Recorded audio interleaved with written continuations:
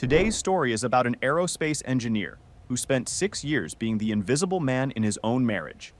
He paid the bills, fixed the problems, and got compared to his brother-in-law at every single family dinner.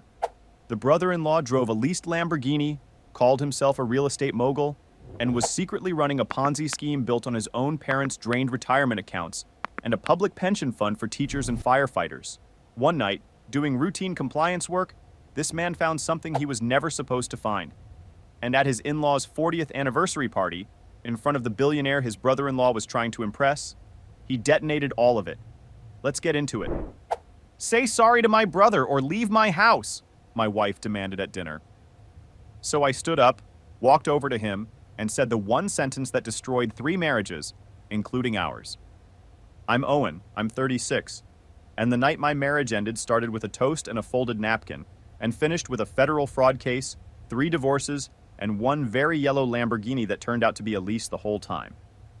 Let me back up. I work as a senior aerospace engineer at a facility outside of Seattle. Sounds impressive. The day-to-day is pretty quiet. I mostly stare at screens, monitoring telemetry data for communication satellites. High stakes in a specific way. 1 decimal point off in my calculations, and a piece of equipment worth $300 million becomes expensive space debris. But it's not the kind of thing that wows anyone at a dinner party. At the office, people call me the surgeon.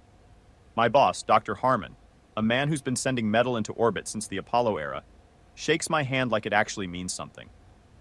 When I talk in meetings, the room goes quiet. I am respected. I am competent. I solve problems most people don't even know exist. At home, I was Nicole's husband, or in her family's eyes, the boring one with the government job. Nicole is beautiful. Was, technically still is, but it doesn't hit the same way once you've seen who a person actually is.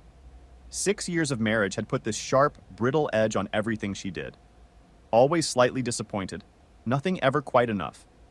And the person most responsible for setting that standard was her older brother, Craig. Craig is 42. 2 white teeth, 2 orange tan, drives a bright yellow Lamborghini, and posts hustle culture videos online like it's a personality. He calls himself a real estate mogul. He treats me like I'm there to validate his parking. And for 6 straight years, I got compared to him at every family gathering, every holiday, every cookout, sometimes directly to my face, sometimes just loud enough that I'd catch it from across the room. Craig did this. Craig built that. Why can't you be more like Craig? 2 weeks before everything blew up, I came home with actual good news for once. Dr. Harmon had pulled me aside about a lead project manager position on a new Department of Defense contract. Real step up, significant raise. I walked through the front door loosening my tie, ready to share it. Nicole was in the kitchen, scrubbing a glass with the energy of someone who'd been storing up grievances since noon. She didn't look up. "We have dinner at my parents' Sunday," she said. "Planning meeting for their 40th anniversary party. Please make an effort this time." I asked what that meant. "Don't just stand in the corner talking about satellites and math. Engage with them, and get a new suit. Craig is bringing important guests, and I don't want you looking like you work in IT support." I told her I was up for a big promotion. She blinked at me with this flat, vague disinterest. "Does it come with a company car, or are you still driving the Honda?"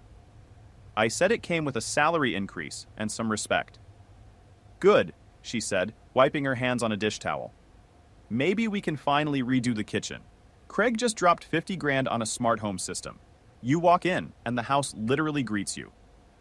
Then she hit me with the actual news. Craig was bringing Charles Hargrove to the anniversary party. Charles Hargrove, the billionaire investor. Craig had apparently convinced him to back a new waterfront development. The whole family was buzzing. Daddy was so proud. Everything had to be perfect. "Just try to be impressive," Nicole said. "Or if you can't be impressive, just be invisible." Be invisible. I paid the mortgage. I filed the taxes every year without complaint. I handled the property line dispute with the neighbor. I drove her mother to eye surgery when Craig couldn't be bothered to show up. I fixed every leaky faucet in that house and never once made a thing of it. I was the foundation, and nobody looks at the foundation. They look at the chandelier. Craig was the chandelier. Flashy, expensive, and hanging by a much thinner thread than anyone realized. Hold on, let me jump in here. For anyone listening, this is me, not Owen. I need to paint Craig's full picture before we move on, because real estate mogul doesn't do the man justice. Craig is what you get when a guy with a borrowed lifestyle and a spray tan genuinely believes his own pitch. He's basically Jordan Belfort from Wolf of Wall Street, except instead of penny stocks, he's been robbing his own parents.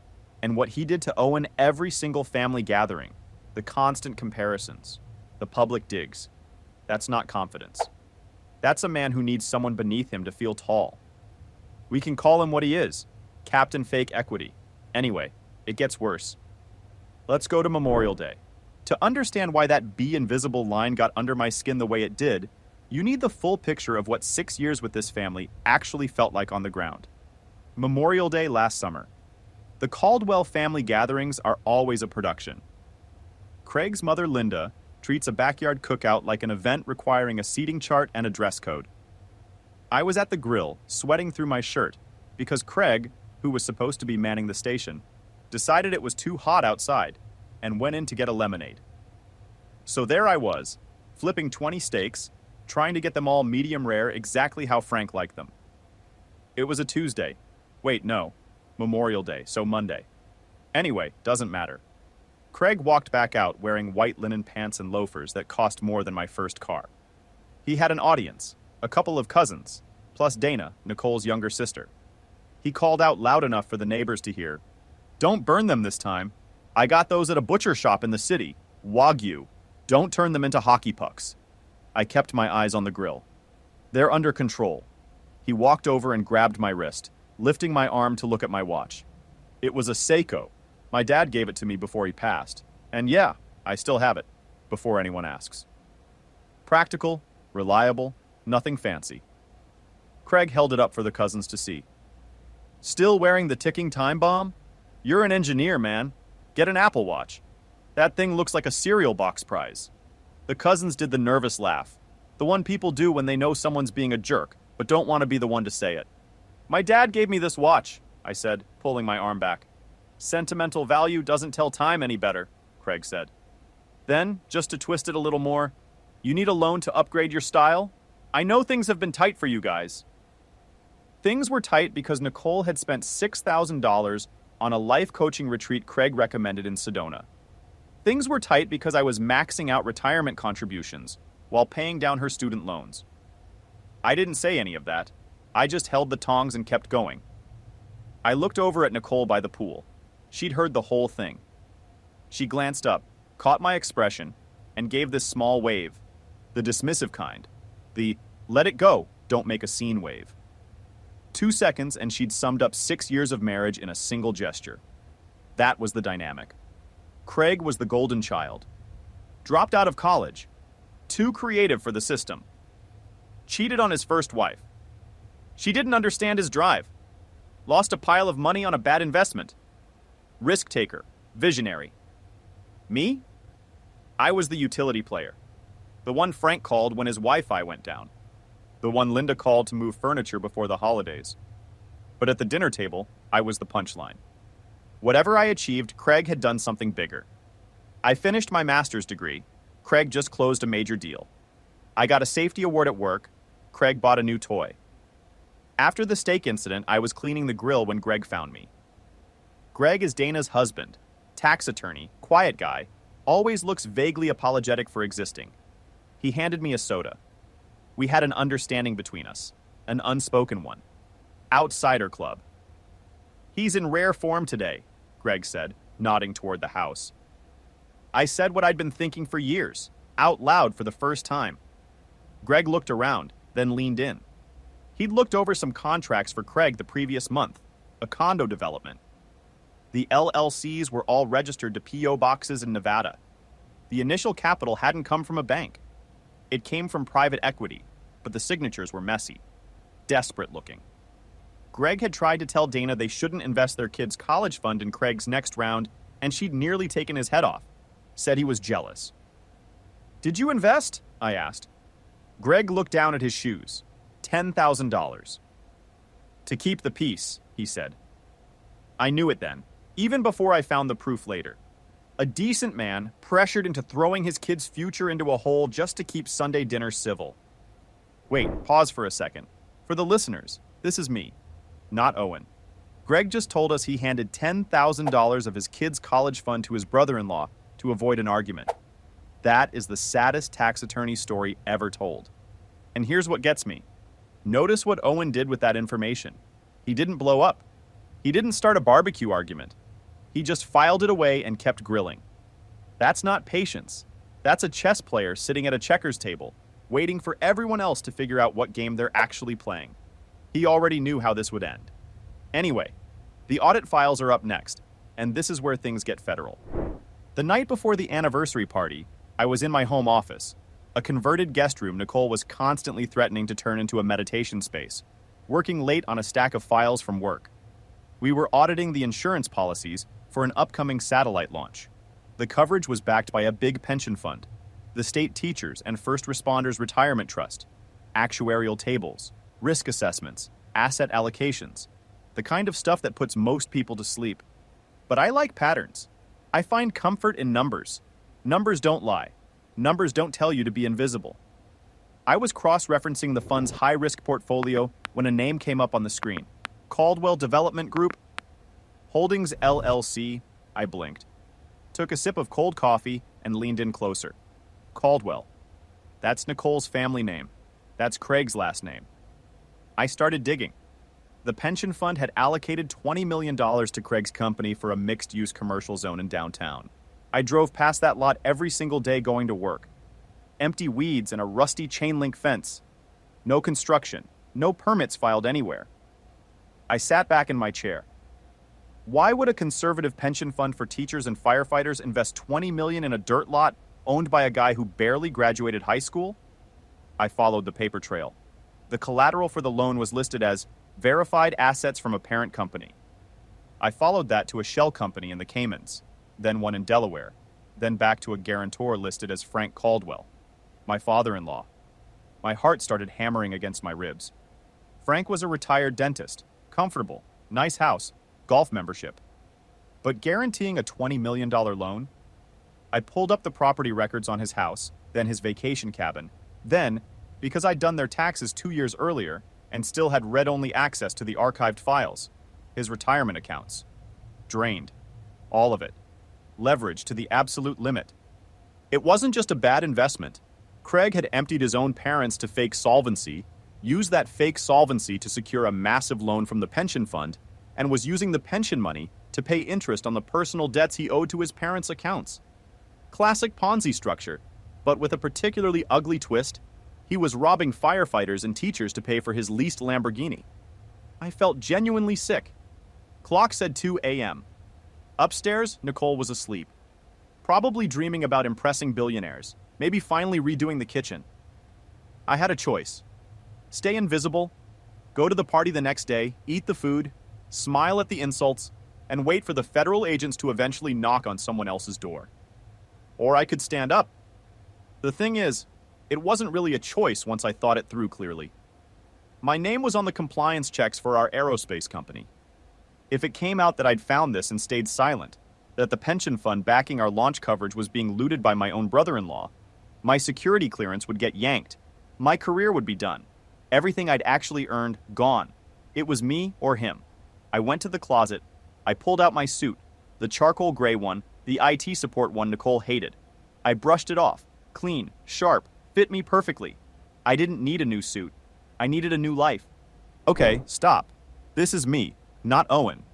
He just spent 2 hours at 2 a.m. tracing a shell company through the Caymans to his own father-in-law's drained retirement account while doing routine compliance work. For context, that's like taking out the trash and accidentally finding a crime scene.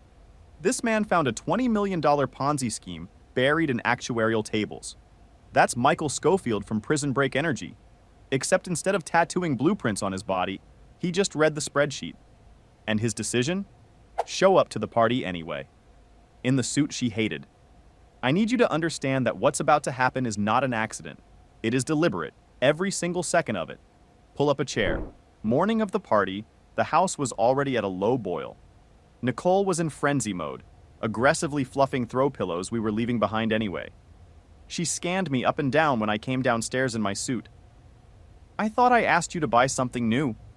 Work was crazy, launch protocols. Always the work. She waved it off.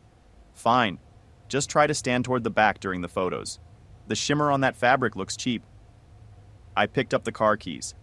Didn't say a word. Enjoy the view while you can, I thought. The drive to Frank and Linda's was completely silent. Nicole spent the whole ride checking her makeup and texting Dana. I drove with this strange, flat calm. The feeling you get right before a rocket test, when the countdown is already done and the physics are already set, and whatever happens next isn't in your hands anymore. We pulled up to the estate. Sprawling house in a gated community. Too many columns. Luxury cars lined the driveway. And right in front of the fountain, taking up 2 spots like it owned the place, was the yellow Lamborghini. Nicole actually clutched her chest. He got it. Owen, look at that. That is success. It's a car, I said, and put the Honda in park next to a landscaping truck. You're just jealous. The front door swung open, and there was Craig, holding a glass of sparkling water, wearing a tuxedo with a velvet jacket. He looked like a Bond villain from a movie nobody greenlit twice. Nicole ran up and hugged him. Craig caught my eye over her shoulder. Custom paint job, he said. Cost more than Owen's annual salary, probably. Then, nice suit, man. You borrow that from a funeral director? Happy anniversary, I said. Where are your parents? He told me they were inside with Hargrove, then dropped his voice like he was letting me in on something. The big man is here. Listen, Owen, stay out of the way tonight. Hargrove is old school. He doesn't want to hear about space toys. He wants to talk real business. I nodded and walked past him into the house. The foyer was full of white roses. I'd estimate 10 grand worth of flowers just in that one room. String quartet in the corner. Waiters circulating with trays. And I knew from the audit the night before that Frank had missed a property tax payment on this house last month, that Linda's credit card was maxed out. This entire party was being funded by debt backed by stolen pension money, and it looked gorgeous. I found Greg at the bar, nursing a coffee, looking like a man attending his own sentencing. You survived the front door, he said. Barely. The Lamborghini's yellow. Greg dropped his voice. It's a lease. I heard him on the phone this morning. Short-term corporate lease. He's telling everyone he paid cash. I looked at him directly. Greg, does Dana know about the inheritance trust? Your grandmother's account, the one set aside for the kids. He went pale. Why? Check it Monday, promise me. He stared at me, something shifting in his face. Owen, what do you know? Not here. Just then the room went quiet. Frank and Linda were descending the grand staircase. Linda in diamonds, Frank with his strained smile, waving like royalty. And next to them, walking with a cane, and the air of someone who'd already calculated everyone's net worth and found it lacking, was Charles Hargrove. 70s. Cold blue eyes that scanned the room the way radar scans a horizon.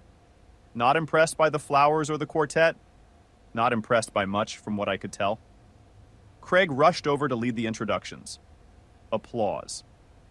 Nicole clapped so hard her hands must have stung. She mouthed smile at me from across the room. I gave her a grimace and looked back at Hargrove. He didn't smile. He nodded once and looked like he'd already rather be somewhere else. We filed into the dining room, gold-embossed name cards. I found mine at the far end, near the kitchen door, across from a teenage cousin wearing headphones who was definitely not going to be making conversation. Craig was at the head of the table to Hargrove's right, Nicole next to Craig.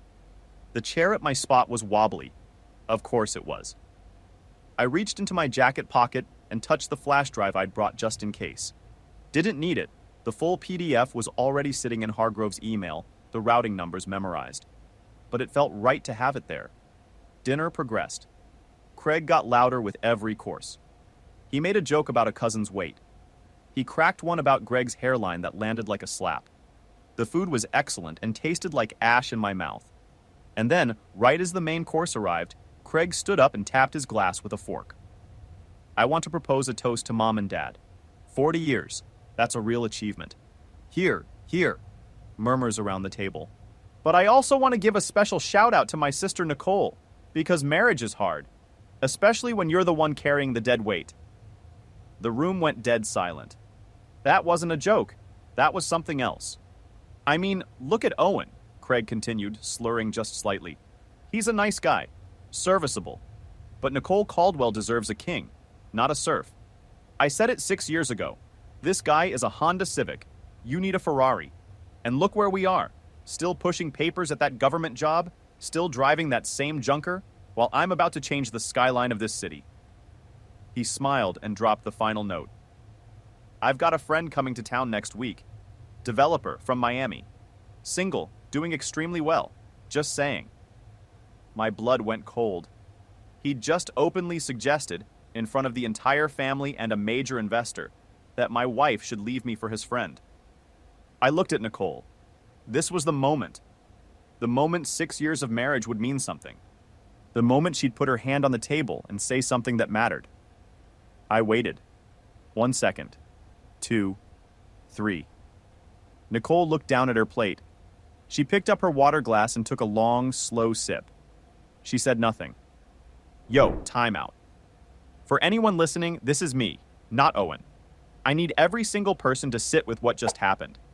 Her husband just got told to his face by her brother, in front of their whole family and a billionaire, that he was dead weight and she should upgrade. And she picked up her glass and said nothing. That silence was a 6-year decision, compressed into 3 seconds. She didn't defend him because some part of her agreed with the sentiment. That's not a wife keeping the peace. That's a woman who's been living in Plan B for a while. Owen saw it too. That's the chain snapping right there. And what happens next is exactly why you're still listening. That silence broke something in me, not my heart, that had been cracking for a long time. It was my restraint, the thing that had kept me at the grill, kept me smiling at the insults, kept me paying the mortgage without complaint for 6 years. It snapped.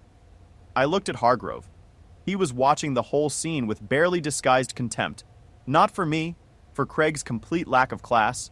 He didn't know the half of it yet.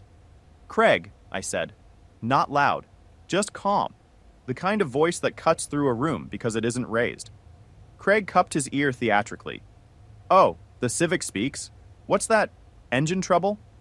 I think you should sit down, I said, pushing my chair back. Before you say something that sends you to federal prison. The smirk disappeared. Excuse me? I stood up slowly, adjusted my cuffs, completely calm. The way you feel when you've already run the calculation and you know the result. Your partners aren't deep-pocketed, I said. They're the state teachers' retirement trust, and they didn't invest. You forged the collateral documents using your father's drained retirement accounts to secure a fraudulent loan. Every ounce of air left the room. Nicole grabbed my arm. Sit down. You're drunk. I haven't had a drop. I shook her hand off. I walked toward the head of the table. Craig's expression cycled through confusion, then rage. He's insane. Dad, call security. Get him out of here. I stopped right next to Hargrove, looked directly at him, not Craig. Mr. Hargrove, do you check your email on weekends? Something shifted in Hargrove's expression. I do. I sent you a PDF about an hour ago. It contains the routing numbers for the $20 million transferred to Caldwell Development Group. Page 4 shows those funds were immediately wired to a shell company in the Caymans, then funneled back to cover Craig's personal debts, including the lease on the yellow Lamborghini in the driveway. Hargrove pulled out his phone. Craig lunged. Don't look at that. He's lying. He's a jealous, low-level engineer who doesn't understand how real business works. Hargrove raised one hand. Just one. Craig stopped dead. Hargrove scrolled, swiped, zoomed in. Then he set the phone on the table and looked at Craig the way a butcher looks at a cut of meat. Craig, he said, voice quiet and ice cold. Is this your signature on the transfer authorization? It's creative financing, bridge capital. I was going to pay it back once the pre-sales came through. You used my name, Hargrove said. You told the pension fund I was a co-guarantor. That's how you got the rate. That is wire fraud. That is identity theft. And that is stealing from my reputation. Craig turned to Frank. Dad, tell him we're good for it. Tell him. Frank looked gray, one hand pressed to his chest. Craig, you told me the accounts were safe. You said it was a liquidity proof. You signed the papers, Dad. You signed them! And then the room came apart. Frank slumped in his chair. Linda started screaming. Monica, Craig's wife, stood up and hurled her glass at him. It shattered against the wall. Craig was sweating through his tuxedo. And Nicole stood up. I turned to her. I expected horror. I expected her to come to me. Instead, her face was pure hatred. "You ruined it," she said, voice shaking. "You ruined the deal. How could you do this to my family? He's a criminal, Nicole. He was stealing from people. He had a plan. He was going to fix it. You're just jealous because he's successful and you're nothing. A boring, miserable little man." She pointed at me with a shaking finger. "Apologize to my brother right now. Say sorry and mean it, or get out of my house." The whole room waited. I looked at Craig, trembling, forehead soaked. I looked at Hargrove, who was watching me with something close to respect. I looked at Nicole, the woman I'd spent 8 years trying to build something real with, and I realized she didn't love me. She loved the stability I provided, and resented the person who provided it. She wanted the criminal's lifestyle with the engineer's safety net, and that wasn't something I could fix. I walked over to Craig and leaned in close. "I'm not sorry," I said, just loud enough for everyone to hear. "But you will be, because I forwarded that email to the FBI Cybercrimes Division 10 minutes ago." Craig's knees gave out. He literally collapsed into his chair. I turned back to Nicole. "And for the record, it's our house. I pay the mortgage, but you can keep it. You're going to need the asset to pay for your brother's legal defense." I picked up my napkin, folded it neatly, set it on the table. "Happy anniversary," I said to Frank and Linda. And I walked out. All right, real talk. This is me, not Owen. He just walked into a party where he was told to stand in the back of the photos, sat at the wobbly chair by the kitchen door, watched his wife's brother tell the whole table she should upgrade, and he responded by quoting routing numbers from memory and handing a billionaire a federal fraud case on his phone. He didn't raise his voice once. He didn't throw anything. He folded his napkin. Most guys blow up years earlier or never say a word. Owen waited, built the case, and struck at the exact moment it would matter most. In front of the one person Craig was trying to impress. That's not revenge. That's project management with a grudge. Now, the aftermath. Final update. Walking out of that house was the hardest and easiest thing I've ever done simultaneously. My legs felt like lead. My chest felt lighter than it had in years.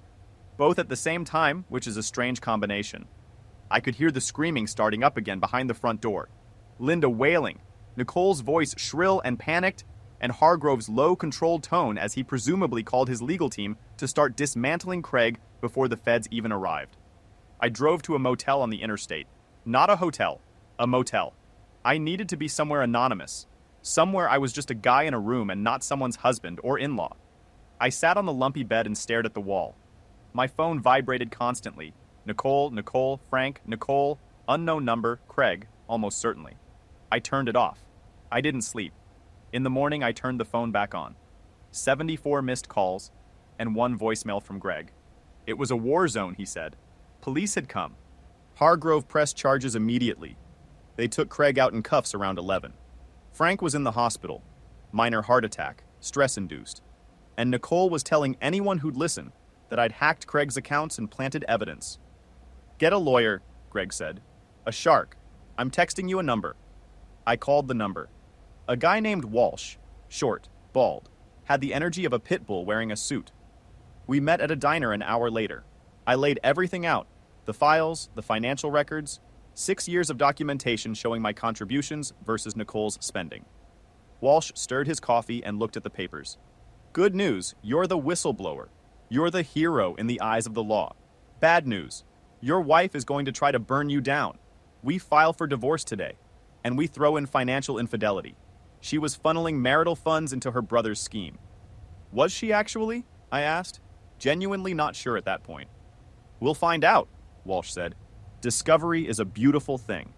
The next few weeks blurred together. The story broke locally, then nationally.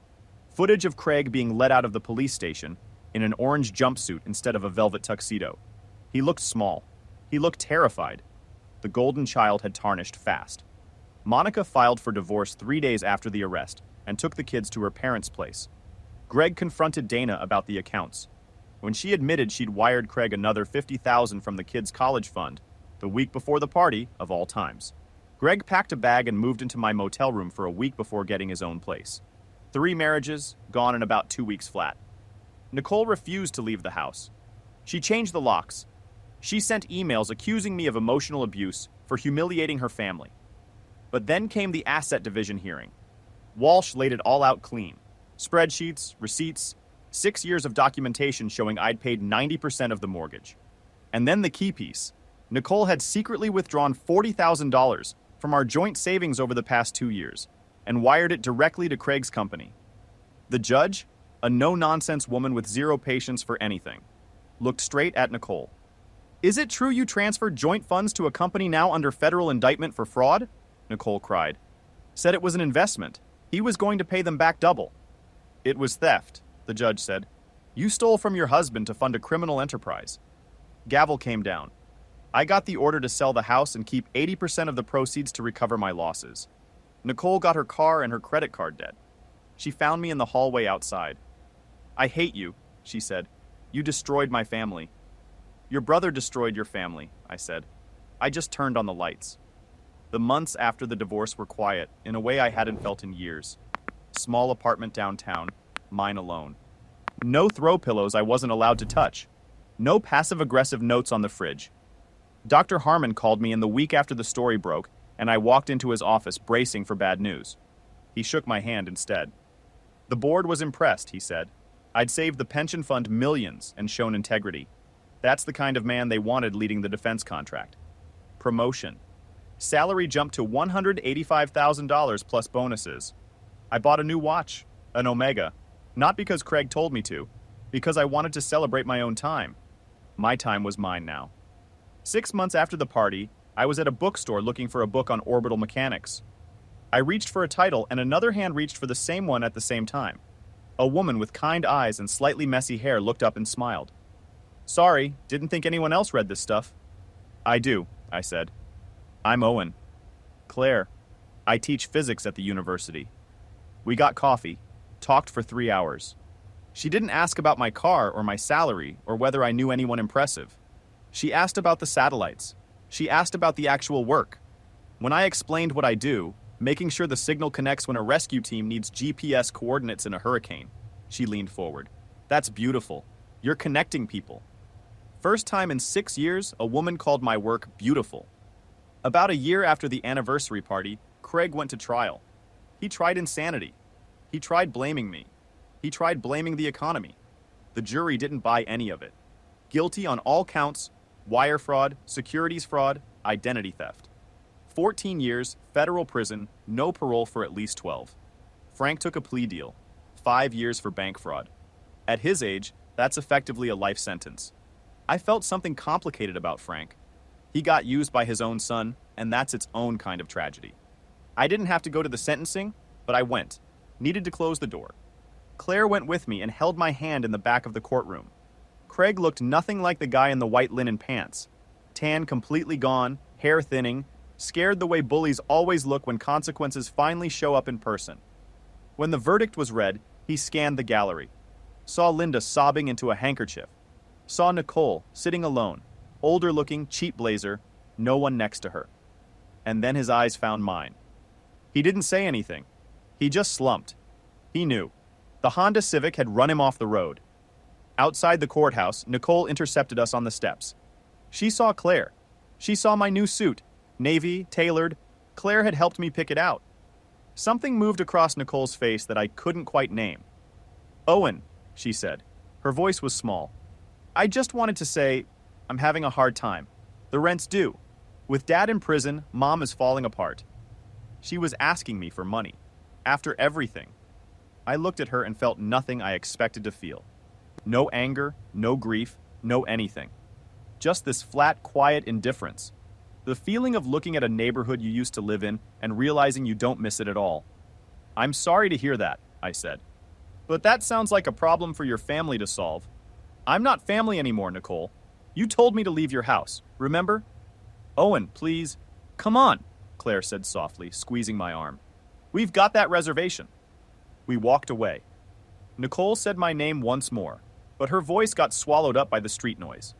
A few months after that, I was cleaning out old storage boxes and found a tablet of Nicole's mixed in with my stuff by mistake. I knew the passcode. I turned it on. found a text thread with Craig from the weeks before the party. Her asking him for another transfer. Him saying he was stretched. Her saying I was starting to ask questions, getting suspicious. Craig promising her a condo in the city once the Hargrove deal closed. And Nicole's response, just hurry up. I can't stand pretending to listen to his boring work stories anymore. She knew. Maybe not the full scope of the fraud, maybe, but she knew he was broke. She knew she was stealing from me. And she was planning to leave the moment Craig hit it big. Whatever guilt I'd occasionally felt, that maybe I'd been too harsh, that maybe I'd burned down something that wasn't entirely wrong, evaporated on the spot. I wasn't the villain. I was the escapee. 3 years out now. I'm married to Claire. We have a small house in the hills, nothing like the McMansion with the too many columns. And it has a telescope on the back deck. We spend weekends looking at planets and not needing to explain ourselves to anyone. I got promoted again, director of operations. We're happy in the way that doesn't require an audience. Last month, Claire and I were at an Italian place downtown for our anniversary. I looked across the room and recognized a face. Dana, Greg's ex, clearing tables, looking exhausted. And at a corner table, eating quietly, were Linda and Nicole. Not talking, just sitting with their plates, staring into space. Linda looked frail. Nicole looked bitter in the way that sets into a person's face when they've been carrying resentment with nowhere to put it for too long. There was something on the table I couldn't make out, a small dessert, barely touched, and neither of them was looking at each other. I thought about going over, but then Claire laughed at something I said, warm, genuine, the way she always laughs. And I turned back to her. What are you looking at? She asked. Nothing, I said. Just shadows. The best revenge isn't anger. It's not even justice. Though watching Craig get walked out in cuffs was genuinely satisfying, I won't lie. The best revenge is a life that doesn't need explaining. Drop your thoughts in the comments. What would you have done when that silence hit at the dinner table? Because that moment is where this whole thing turned. Let me know. Look, Owen's no superhero. He's a guy who spent 6 years being the invisible foundation of a marriage, while the people around him treated him like a leaky faucet you only call when something needs fixing. But when the moment came, he didn't yell. He didn't beg. He showed up with a PDF, forwarded an email to the FBI, and let the math do the talking. That's the move. Not anger, not drama, just clarity and the right documentation at the right time. Question for the comments. At what point would you have walked away? Because 6 years is a long time to be invisible. Drop it below.